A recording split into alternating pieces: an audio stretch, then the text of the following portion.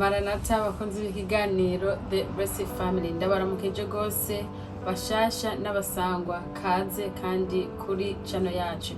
Hanyuma uno munsi nezerejwe cyane gose no kuba ndi kumwe namwe kuko hari hamaze igihe kinini cyane gose tutari kumwe, ariko noneho umuremyi wacu yabikunze yuko uno munsi twongera kubonana tukumvira ijambo ry'umuremyi wacu hamwe. Imbere yuko tujya imbere reka tubanze duciye bugufi dusenge. Urakoze mubyeyi, urakoze kutugira neza. Hari benshi batabashije kuronka kano kanya, ariko twebwe twakaronse si ubwiza si ukugororoka habanamba, ariko n'imbabazi n'urukundo watugiriye, amashimwe n'icubahiro n'ibi byawe ibi bitazoshira.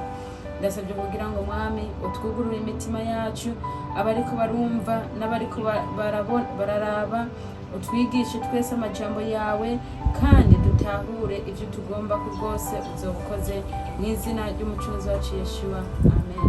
Uno munsi ijambo tugiye kuganira ko ni ijambo rijanye n'ukwizera. Ukwizera ni iki? Ukwizera ni ijambo nyabaki, rifise uburemere bungana gute? Ijambo ry'Imana by'ukuri riratubwira ngo iyo umuntu adafise ukwizera ntibishoboka ko ahimbara Imana. Hanyuma iyo uravye muri Bibiliya mu gitabo c'Abaheburayo igice c'umurongo wa 11 ku murongo wa mbere havuga ngo ukwizera ni ukumenya rwose ivyizigirwa, udakekeranya ngo ntibizoba, kandi bitabonwa niko kubitumenyesha ko ari ivy'ukuri. So ijambo ry'Imana ritubwiye yuko ukwizera no kwizera ibintu tutarabona kandi dufise ivyizigiro yuko bizoba tuzobibona. Mbega ahuri wewe ukwizera kwawe kungana gute? Ko ijambo ry'Imana Yeshua yabwiye abigishwa biwe ati muba mufise ukwizera kungana n'akabuto ka sinapu, ngo mwobwira ngo umusozi uranduke kandi ugahaguruka ukiterera hehe ngo mu kiyaya canke mu kiyaga. None uno munsi nk'uko ijambo ry'Imana ritubwira yuko dukwiye kugira ukwizera kugira ngo dushimishe Imana.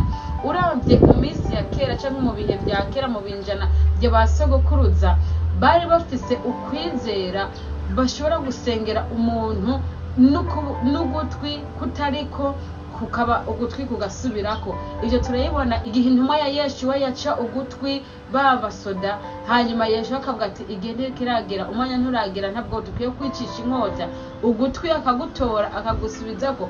Kwari ukwizera kandi ni n'ibitangaza Yeshua yakoze. Uno munsi ukwizera kw'iwacu kuri ku rugero rungana gute? Ko Yeshua yatubwiye ngo nimba dufise ukwizera tuzokora ibitangaza biruta n'ivyo yakoze. Mbega ukwizera kw'iwawe kuri ku rugero rungana gute? Vy'ukuri turavye uburyo umuntu ashobora kwizereramwo, hariho igihe ushikamwo ukibaza ati none kweri nizeye bino bintu bizoba. Biragora kwizera iyo uri mu bintu by'ibibazo bikomeye, iyo uri mu bihe bikomeye, iyo uri mu ngorane, iyo uri ufise umutima wawe wuzuye agahinda, biragora cyane. Ariko muri uyo mwanya ukomeye nyene niho ukwizera kwawe kuba gukwiye gutangura kugaragarira. Uno munsi ngombye kuza kuri wewe kukubwira yuko nta kintu na kimwe wowe uri kuracamwo cyo gutera kumva umenga wotakaza canke wodendebukirwa ukwizera kwawe kukaja hasi. Ubandanije muri ico gitabo c'Abaheburayo igice ca 11 harakubwira neza ababaye abahizi mu buryo bwo kwizera. Igihe umwana w'umuremyi wacu yariko aratembera mu gisagara kanaka, habayeho umukenyezi umwe asinzikajwe n'icago cyo kuva amaraso. Hanyuma habaye aca yumva ngo umwana w'Imana ariko aratembera aho hantu, nawe agira ishaka ryo kugira ante ryo kugenda ngo atume amubona nawe amufashe amusengere ico cago kimuveko. Ariko ntibyakunze yuko umwana w'Imana amusengera, ariko uwo mugore yavuze ati hamwe nokora ku misozo y'impuzu ziwe gusa ndazi ko nokira. mbega ukwizera kuniniya woba ufise ukwizera kungana n'agace kungana nk'ako maze aho abantu bari benshi cyane abantu umuntu adashobora kubona uwundi ngo amenye ati ninde turiko turabomana ariko uwo mugore yakoze uko ashoboye agenda yinyegeteza mu bantu maze ashika ku buryo aho aronka umusozo w'imyambaro y'umwana w'Imana maze acaramukorako hanyuma ngo Yeshuwa umwana w'Imana nzima yumva inkomezi zimuvuyemo arabaza ngo ninde ankoze ko kuko numvise ubushobozi bumvamwo niho abigishwa biwe bamubwira ngo ariko mwigisha nawe uri kurabaza ugukozeho kandi ubona yuko turi mu bantu bangana gutya tugundana uri kurabaza ugukozeho hanyuma niho uwo mugore yavuga ngo kuko yari yamaze kumbonekana yuko Yeshuwa yari yamaze kumenya yuko hari bakoze kukiri muri we uri kurumva bakoze kukiri muri we hanyuma uwo mugore aribonekeza aravuga ngo ni jewe ugukoze ku mpuzu amubwira icyago afise amubwira ikiringo bimaranye hanyuma niho Yeshuwa yavuze ngo mbega ukwizera aca amubwira ngo mwana wanje ngo genda ukwizera kwawe kutumye icyago wari ufise kigukuweho maze uwo munsi uwo mugore yagiye yishima kuko icyago yari afise kimukuweho byose byaciye mu kwizera ngo ikwizera ufise ukwizera byose birashoboka turavye ukundi kwizera umugabo yari umukuru w'ishengero yari afise umukobwa wiwe warwaye iyo nkuru abantu mwese murayizi umukobwa wiwe yaragwaye yumva yuko Yeshuwa umwana w'Imana nzima ariko aragendagenda mu gisagara cy'iwabo aca agenda aranyaragurika kumubaza yuko yoja mu rugo iwiwe akamusengerera umwana agakira hanyuma akimushikiriye aramubwira ngo ndagusabye uze mu rugo rwanje umukobwa wanje aragwaye cyane kandi agomba no gupfa hanyuma niho akivuze uko abona abantu benshi bariko baraza baramubwira ngo reka kugora mwigisha reka kumugora umukobwa wawe aze yapfuye reka ndakubaza ikintu kimwe aho uri wewe cyangwa jewe uno munsi cyangwa karo kanya nobwirwa inkuru ngo umwana wawe yapfuye umwana wanje yapfuye nokora iki nogwa hasi nkarira nkishishitira ariko uwo mugabo yaciye ntiyarushe kubwira mwigisha canke Yeshuwa ngo aje mu rugo iwiwe yaramubwiye ngo uhashitse gusa n'umwana wanje ndazi ko yokira maze Yeshuwa yaciye amubwira ngo mbega ukwizera ngo sinari bwabone ukwizera kungana gutya mwihangane umuyaga ni mwinshi mushobora kumenga harimo induru ariko umuyaga ni mwinshi cyane maze niho Yeshuwa yaciye afatanya urugendo n'uwo mugabo nabo bari kumwe baragenda barashika mu rugo rwa wa mugabo hanyuma aramubwira ngo bamwe bagume ngaha bajana na Petero Yohana na Yakobo ntihenze hanyuma barinjira barashika baca Yeshuwa yasanze by'ukuri umwana yapfuye ariko yabwiye ababyeyi ngo umwana ntiyapfuye ahubwo yagize nti murakoze yasinziriye inkuru y'ukwizera twari ko turavuga kubyerekeye umukuru w'isinagoge cyangwa w'ishengero n'umukenyezi yava amaraso imyaka 12 hano tubibona mu gitabo cya Mariko igice cya 5 uhereye ku murongo wa mbere ukabandanya izo nkuru turazibona hanyuma reka twumvirize abo bantu bamaze kugira yuko umwana w'uwo mugabo yapfuye ingene Yeshuwa yishuye uwo mugabo Yeshuwa ntiyashira umutima ku ijambo rivuzwe abarira uwo mukuru w'isinagoga ati ntutinye wizere gusa uno munsi hari ibibazo wowe uri kuracamo hari ibibazo wowe ufise, Yesu arakubwira ngo wizere gusa, ntutinye, wizere gusa. Hari abantu bafise ibibazo mu ngo zabo, ku bana babo babaye intumva.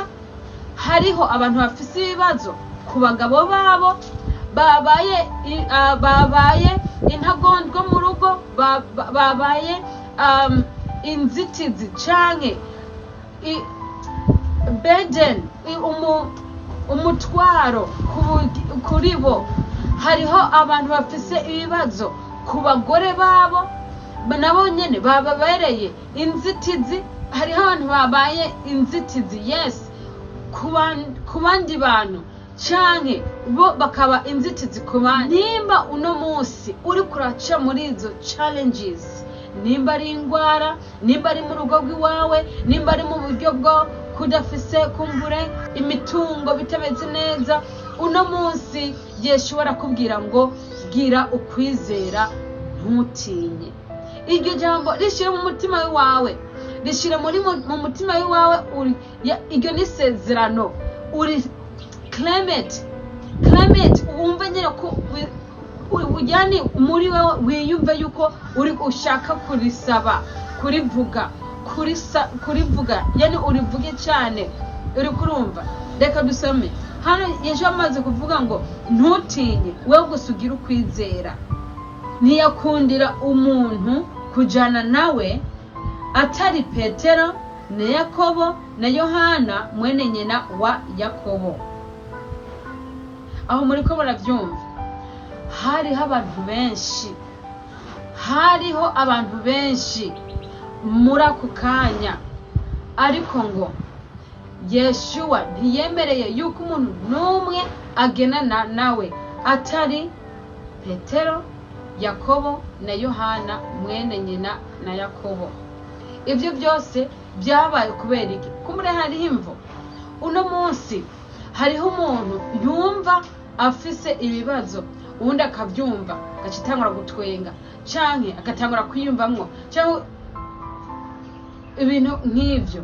Ariko hano nuno munsi ijambo ry'Imana rije kuri twebwe kugira ngo dutahure ni bande dukwiye gushira mu bibazo by'iwacu, ni bande dukwiye gushira iyo tubaye successful canke tubaye dutunganiwe. Kubera yuko niyo ubutunganiwe si bose banezerwa, harimo bibiri: utunganiwe si bose banezerwa, iyo uri mu bibazo si bose banezerwa, kandi si bose bababara. Icishira mu mutwe. Hanyuma hano hacavuga ngo ku murongo wa 38, bashitse ku nzu y'uwo mukuru w'isinagogi asanga bariko barakoma induru barira baboroga cyane. Yinjiye arababaza ati, niki gitumye mukoma induru murira? Umwana ntahwereye ariko arasinziriye. Mbega ijambo ryiza. Ndagusaba ufata akanya gatoyi wiyumvire muri wewe. Ibibazo byose wowe uri kuracamwe bifise uburemere? Oya, nta buremere na gatoyi bifise, ariko uburi hejuru ya byose ni waremereye, kandi afise kubikuraho byose wewe nta kibazo ubaye. Reka dusome ku murongo wa 40. Baramutwenga. Urumva bimwe navuga ngo hariho benshi, nubwo uba wabaye successful canke watunganiwe, hariho benshi batanezererwa n'ibyo uba watunganiwemo, canke naho uba ufise ibibazo si bose banezererwa n'ibibazo. None aba bari kumwe nabo baratwenze. N'umuntu murashobora kuba muri kumwe wibaza ngo bariko baragufasha mu mubabaro, ariko bariko baragutwenga. Abantu ukibaza ngo bariko baragufasha mu kunezerererwa ugutunganirwa kwawe, ariko bariko baragushinyaguriza mu mutima, bajyanya amenyo ngo wakwimyoza ntago rurishima ngo heraba, ngo wibaza ngo urose ibindi abandi bataronka. Ishere gusa yani ugasanga abantu buzinzigo, imitima mibi, imitima y'abadayimoni. Sinovuga ko ari umutima uva ku Mana, kubera yuko Imana ni nyebuntu, Imana ni nyembabazi, Imana yuzuye urukundo, Imana yuzuye eka byose. Ariko abo bantu je novuga yuko barimwe imitima y'abadayimoni, barimwe imitima yani yingwe. Yani umutanzania yavuga ati hana moyo wa utu. Uri kurumva uyo nta mutima w'ubuntu afise, ni umutima w'igikoko aba afise muri we. Ni vyiza iyo umuntu afise ikibazo kiremereye umutima wiwe, nk'uko ijambo ry'Imana ritubwira ati niyo nakababaye, urugingo rumwe rubabaye nawe ubabarene nawe, iyo anezerewe nawe ushimane nawe, tugende nk'uko bikwiye. Hanyuma uruma ngo ngo baramutwenga bamushinyagurira, arabakumira bose, ajana na se n'umwana na nyina n'abandi kumwe nawe, yigira haruguru aho ikiziga kiri, afata ukuboko kw'ikiziga arakibarira ati tarisa kumi. Tarisa kumi usomye hano baraza kubitubwira ni ijambo ry'igihebura.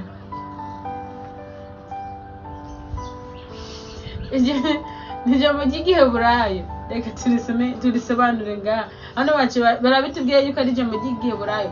So Yeshua nawe yakoresheje ijambo ry'igiheburayo, aravuga ngo tarisa kumi, risobanurwa ngo gakobwa ndakubariye ntivyuka. Uno munsi Yeshua ariko arakubwira ngo magara yawe yatameze neza, izo ngwara ziri muri wewe muvemwo. Yeshua ariko aravuga ngo aha abana babaye intagondwa, babaye inzitizi ku bavyeyi babo, uno munsi aravuga ngo nimutungane. Abagabo cyangwa abagore babaye intagondwa kubo bubakanye, uno munsi Yeshua aravuze ngo nimutunganirwe, ba amahoro, garukana urukundo rumwe rwa mbere. Hano reka turabe ingene umukobwa aca abyuka uwo mwanya aragenda kuko yari amaze imyaka 12 avutse, karakara kakiri gatoyi. Baca baratangara cyane, arabihanikiriza cyane ngo ntihagire umuntu n'umwe abimenya, arababarira ngo bamugaburire. Yeshua ntiyakoze neza, yakoze neza, ariko yababwiye ngo ntihagire uwo mubibwira. Aho harimo bibiri. Kimwe, ntihagire uwo mubibwira kuko abantu banenze bumva yuko nkora ibitangaza, bonyizera gusa ku bitangaza, ntibumve amajambo y'ubugingo ndababwira. Ikindi, uno munsi mu buzima bw'iwacu nk'uko navuze ubwa mbere, si bose banezererwa nuko mutunganiwe. Uri kurumva ubwa mbere bamushinyagurije ngo ntabwo umwana aza kuvuka ngo yapfuye, batangura kumutwenga, ariko arabikoza avuga ati nengere n'uwo so mwebwe nimunezerwe kuko umwana we wanyu arazutse cyangwa yabaye muzima kandi yongewemwo umwuka. Nimunezererwe, muhembere ninge yirire.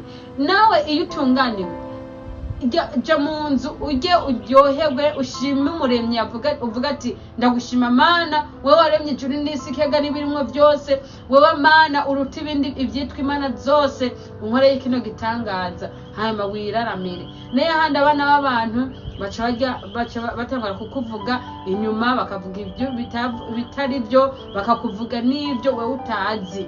Uri kurumva rero uno munsi ijambo ryaje kuri wowe na jewe, tugire ukwizera. Ukwizera niko kwatumye Sarayi aronka umwana, ukwizera niko kwatumye abahizi ba kera baronka ibyo baronse kubera ukwizera. Ireka turangirize ku jambo riri muri Luka igice cya 18 ku murongo wa mbere, havuga ngo abacira umugani wo kubigisha ko bakwiye guhora basenga ntibarambigwe.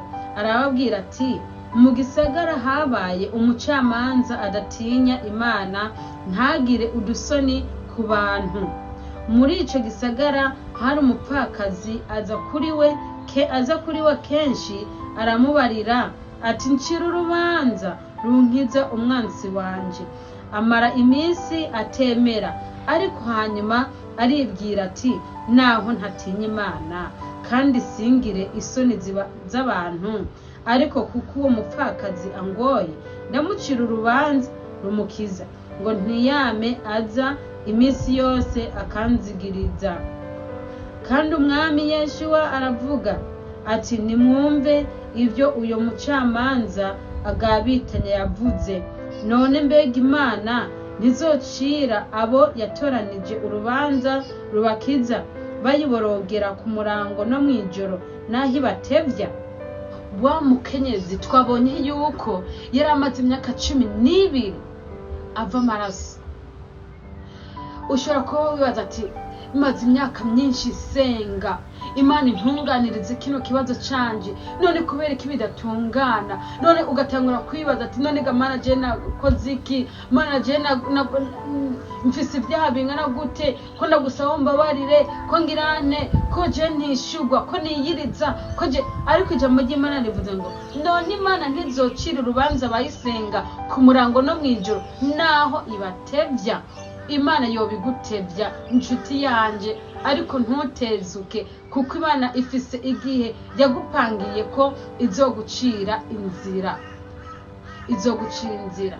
kandi ibyo ubishire muri wewe. Imana yo mw'ijuru izogucira inzira, nta kidashoboka. Ibidashobokera abana b'abantu ku Mana yoyo birashoboka. Ndababwira yuko izorubacira vuba, ariko umwana w'umuntu niyaza mbega azosanga ukwizera mw'isi? Ico ni ikibazo kuri wewe. Igihe umwana w'Imana azogarukira, azosanga ukwizera mw'isi? Azosanga ugifise ukwizera? Azosanga je mfise ukwizera? Ukwizera ni ikintu gikomeye. Barotimayo ntiyabona, ariko yumvise ngo umwana w'Imana ari mu gisagara yari arimwo. Wa mugabo yari amaze imyaka myinshi yicara ku kidengeri c'ikiyaga, ntabwo nawe yari afise ukwizera, gusa igihe ciwe nticari bwagere.